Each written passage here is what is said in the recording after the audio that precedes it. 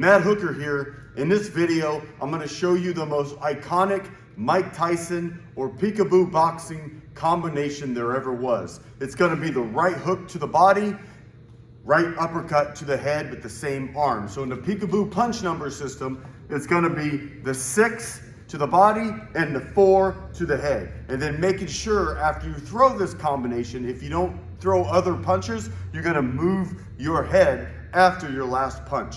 Now let's begin.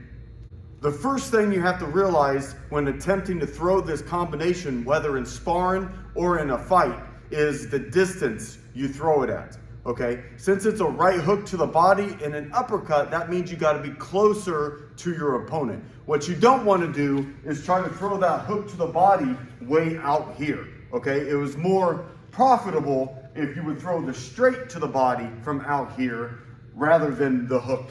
Okay, so you got to be closer to your opponent. Okay, so you got to end up on the inside or find a way to get to the inside where you can launch this combination. I'm going to give you 5 ways to set this combination up on the inside. And then at the end of the video, I'm going to show you a little clip of one of my previous fight videos of me attempting to do this combination in a kickboxing fight. For the sake of learning this combination, we're going to start close to the heavy bag. Even though in sparring, you got to either end up there or work your way in to get to the side. So the first thing you want to do when you're in your boxing stance, you can have a neutral stance here, or you can have your right foot back, okay? So what I'm going to do is, the first thing is I got to get my head offline. I got to get my head in a safe position, okay? I don't want to leave my head in the middle while fighting on the inside, because that's when I'm in range for my opponent's uppercuts, okay? So I want to get my head off to the side. So just for the sake of the drill, I'm going to slip to the side, okay? Then I'm going to rotate on that back foot and fire the 6 to the body. It can be to the spleen, the kidneys, whatever, the ribs. All right, I'm going to throw the 6. It doesn't matter if it actually lands clean. I can target his arm because my ultimate goal is to come up the middle with the uppercut. So on the inside, I'm going to throw that, rotate and throw that 6 to the body. Drop, I'm going to load back up, so I load forward and then bring up the uppercut. The uppercut's very hard to do on the heavy bag, so if you got like an uppercut bag or the different shaped bags where it allows you to throw uppercuts, that's better. Okay, so first thing I'm going to do is get my head off to the side, fire that 6-4, and then get in the habit of moving my head after my last punch. Okay, again, head off to the side, rotate, bring it up. Okay, making sure my hips rotate into the body hook, they snap back, and then rotate up into the uppercut.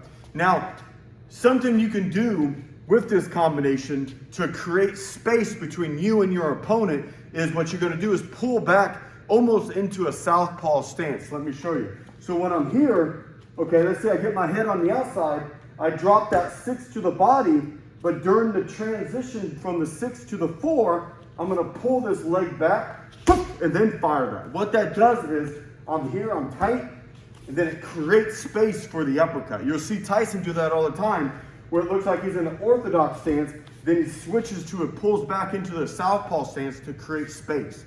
Okay?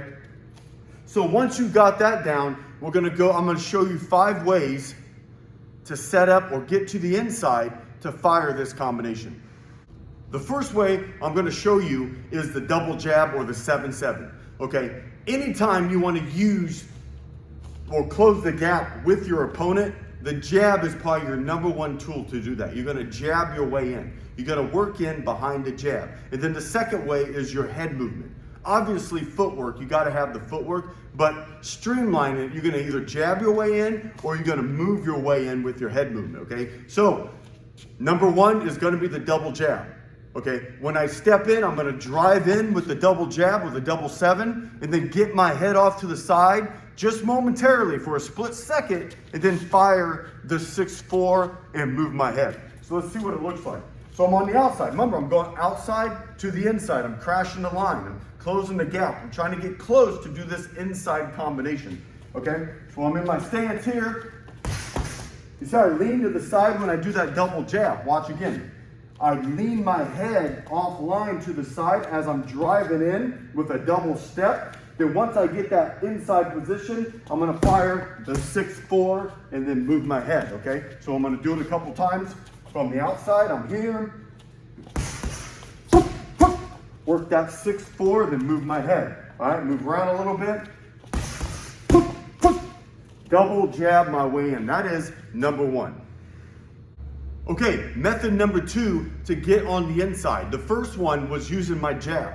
It was the double jab. It could be a triple jab. It could be just a hard power jab. And if I get close enough to my opponent, I can fire the 6-4. Remember, you gotta be able to throw the proper punch at the proper range. I'm not throwing that 6 way on the outside. I used to do that a lot when I was younger and I'd miss. Okay, it'd be some big baseball looking swing, okay? Throwing the proper punch from the proper distance. Okay, so now we're gonna use head movement to work our way in. We're gonna start with using slips. Side to side, the slipping action, okay? Which Peekaboo is known for is that pendulum side to side slipping motion, okay? So when I slip, I step. So remember, I'm on the outside working my way in. When I'm out here, okay, I'm using my head movement, my bobbing and weaving, my ducks, whatever, okay? But usually the side I slip to is the side I step with. So if I slip to the left, I step with the left. If I slip to the right, I step with the right. Not big steps, small, micro, fast steps, okay? Because I don't want to break my stance for too long. Anytime you step side to side, you're breaking your stance and you can be off balance. But I have to get on the inside. I got to get closer to my opponent, okay? What if my opponent has superior reach and height? I have to work my way in with my footwork and my head movement in conjunction, okay? So what we're going to do is we're going to slip to the right, slip to the left, slip to the right as we're stepping in to get into that inside position to be able to throw the 6-4, okay? Okay, so what I'm going to do is when I step, I'm going to slip here. I'm going to take a step, step, step. You see I'm closer, my head's offline. I can throw the 6-4. The problem is you don't want to be too close to your opponent where you smother your punches, okay? You want to be at that perfect range where I'm here, okay? I'm on the inside, but I'm not too smothered and I'm not too far away. Now keep in mind your opponent's going to move, okay? I may get to that position and he comes closer. That's why if he does crash the line and you guys are close together, that's when you can throw that hook to the body and pull that leg back to create space. Or you can do a twist or a spring to the side, okay, to create space also, okay? So here's what I'm gonna do. I'm gonna slip, slip, slip, throw that and move my head at the last punch, okay? Again, I'm gonna slip, slip, slip, work my way in, 6-4 on the inside. So the first way is I'm gonna jab my way into this position, then throw the 6-4. This way, maybe he's throwing some hard jabs at me, and I'm just gonna slip, slip, slip, boom, boom. Use my head movement in conjunction with my footwork to get close, close the distance, and fire the 6-4. Okay, method number 3 is very similar to number 2, where you're, instead of slipping side to side, all right, I'm gonna bob and weave my way in. Same thing applies. If I weave left, I step left. If I weave right, I step right. Okay, so we're just gonna do a double weave. We're gonna weave to the left, weave to the right, get the distance, fire the 6-4, and move our head.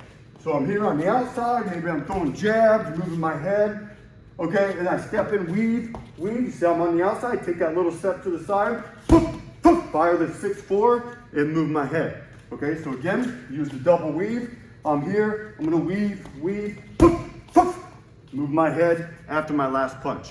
Okay, when it comes to moving your head after your last punch, boom, boom, I can weave twice, or I can go boom, boom, and go side to side, or I can do a combination of it. Okay, so the third one is using that weave. You might weave more than twice. Okay, maybe I double jab and weave in, and I can do a combination of all the above. Okay, but I'm just giving you 5 easy ways that you can practice this, and then you're just gonna have to drill it with your training partners and then do it in sparring. Okay? So that is number 3, the bobbing and weaving your way in. Okay, the fourth way to get on the inside is I'm gonna use that leg spring or spring to the right-hand side, okay? I always use some kind of distraction or cover fire with my punches before I spring to the side. What I don't do is just spring to the side. I don't just spring in. I'm just an easy target to get hit. I want to distract my opponent. So let's say, let's just do a 7-2. I'm gonna do a jab cross, spring to the side. It's gonna get me in position to fire that 6-4. So I'm here, I'm gonna step in, spring to the side, fire the 6-4, move my head. Let me move to the side so you can see it a little more. I'm gonna step in, okay, 7-2, spring to the side, 6-4, move my head, okay, spring to the side. Now, when you spring to the side, don't spring too far out because then I'm out of range for that 6. Okay, then I'll just rotate into a 2. Okay, so number 4 is I'm gonna use that right-sided leg spring, okay, setting it up, disguising it, camouflaging it with the jab cross, spring to the side, throw the 6-4, then move my head. Okay, the 5th method for getting closer to your opponent to set up that 6-4 is what we call the twist. Okay, remember when you do the twist, okay, the twist is only done when you're on the inside. So let's say I bob and weave my way in, and then I got a twist to my left-hand side to set up my right arm. Let me show you. Okay, let's say I slip, weave my way in. Now I'm on this outside position on my left-hand side. Okay, this hand is jammed, so I can't throw the 6-4 from here. So that's what the beauty of the twist is not only does it create space, but it loads my opposite hand. And for me personally, that's my power hand because that's my right hand. So when I'm here, I'm gonna twist to the side, throw the 6-4, and then move my head, okay? So let's say I can double jab my way in.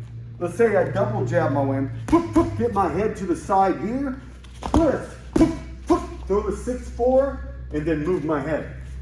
So I'm not gonna twist to this side because this side preloads the left. Now I can go boom, boom with the opposite hand, but that's not the combination we're focusing on. We're focusing on the 6-4.